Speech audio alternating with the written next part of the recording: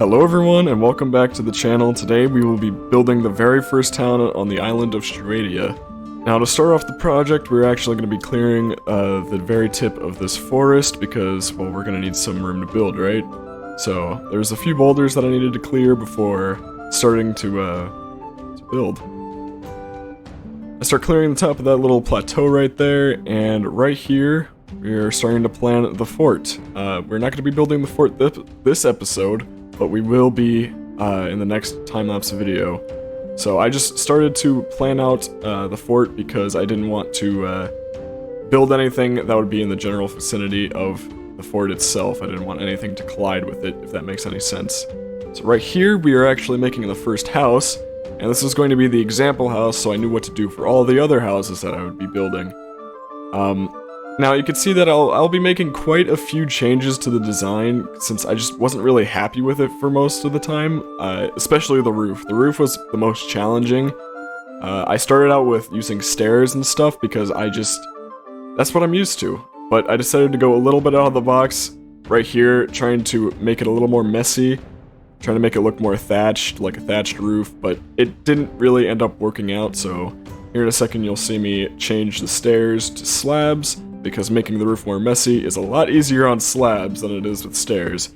So that's why I did that little quick change. I also made a little chimney because, well, houses in medieval times didn't have any air conditioning or any electrical heating, so all they had was a fireplace to keep themselves warm. You could also notice that the outside, the walls, are all messed up because I actually decided to give this town some lore. This town is a trading hub, kind of. The trading guild passed by and decided to make this ruined town their own, so they just decided to fix everything up for themselves and move in. Right here, I'm actually making my very first angled house. I've never done angled houses before, and this one actually turned out not that bad. I was quite proud of this one. It seemed to do very well on its own. So, I mean, it's definitely not the best, but it's definitely a house. You can tell it's a house and everything, and I didn't think it would be as easy as it was. Then again, I don't know what angled houses really are, like, as a standard of good and bad, so I went for what I thought looked good, and that's where that's how I made the first angled house. Okay, and coming up, we start to make a little more of the town. I sped up the footage here because, well, you don't want to see me making houses after houses after houses, because, I mean, that's just gonna get boring. So that's why I just made, I think, 2 more houses in this time-lapse. I even made a little garden there, as you can see. I expanded the cliffside a little more because I needed more room for houses, because building on a slope isn't the easiest thing, so I just made a little more flat land. I will actually expand on that flat land later on in the time-lapse. But now, we're moving on to the inn. The inn, as you'll see here soon, is quite wealthy. So the overall architecture of this is a lot more, how should I say this? It's a lot more built up, more well-kept. So it's not like the other houses where the roofs are, like, you know, thatched and really just sort of run down. The inn, on the other hand, is it's well kept. I don't really know any other way to say it. It's just well kept and well maintained because it's the inn is very, very wealthy. At least the innkeeper, because you know, there's gonna be a barn here. There's gonna be like rooms for any travelers to stay in. So yeah, this is the inn's building process. I tried to find a decent roof design, and I finally just settled on having some nether brick and oak wood for the roofs, and have the iconic little tips at the edges of the roof. I have no idea what those are called, but I guess it's just associated with medieval housing, so I just decided to put those in and just see how it looked.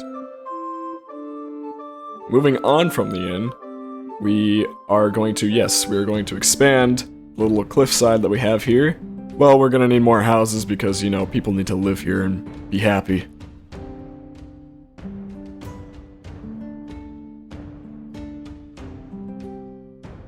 And all that orange wool is actually just me planning, because I just really wanted to know where the paths would lead. I ended up putting quite a bit of paths in here, even though I probably shouldn't have, but I mean, it turned out pretty alright. This led to me getting stuck in several places because I didn't know what to put in for like certain intersections and just... I didn't know what to put. And I just kept thinking buildings, buildings, buildings, but it turns out that it wasn't always the case. I didn't always have to make a building in certain areas, as you will see here in the future. So yep, more houses. 45-degree angle house, which I think that one is my first 45-degree angle house. I believe that one is also angled. I can't really tell from here, but yeah, it looks like it. Right outside the inn, there is going to be a stable for any traveler's horses, because, you know, you can't really take any horse inside the inn, so I just decided to make a little horse stable right there. And right here, I decided to try to terraform the area, not really terraform, but make it more natural looking. I decided to make my own custom tree here.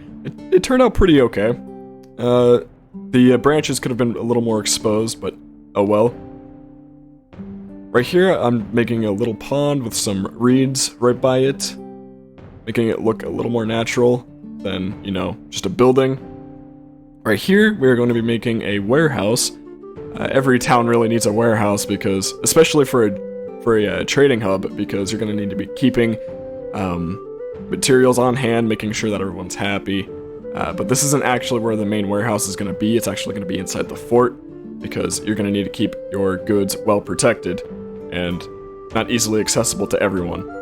So, right here, we're making a blacksmith because, well, people need tools and they need weapons to defend themselves, so that is why we're making a little blacksmith here.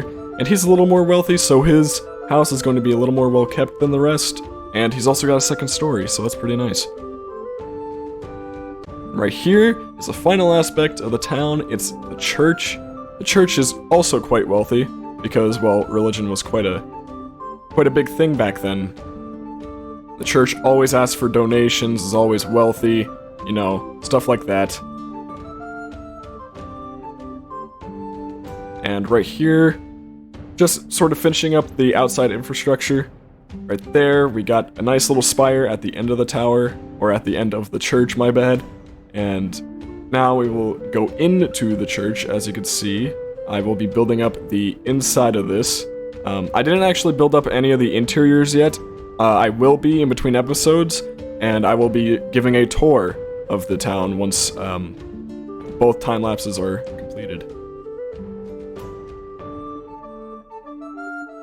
And so yeah, there you have it. This is the entire town of Aria. I will probably be adding more. That will be in the next time lapse, so make sure you subscribe, turn on the notifications so you don't miss it. And yeah, there's really not much else to say, so thank you guys for watching. Like and comment what you guys would like to see next. I'll see you guys in the next video. See you later.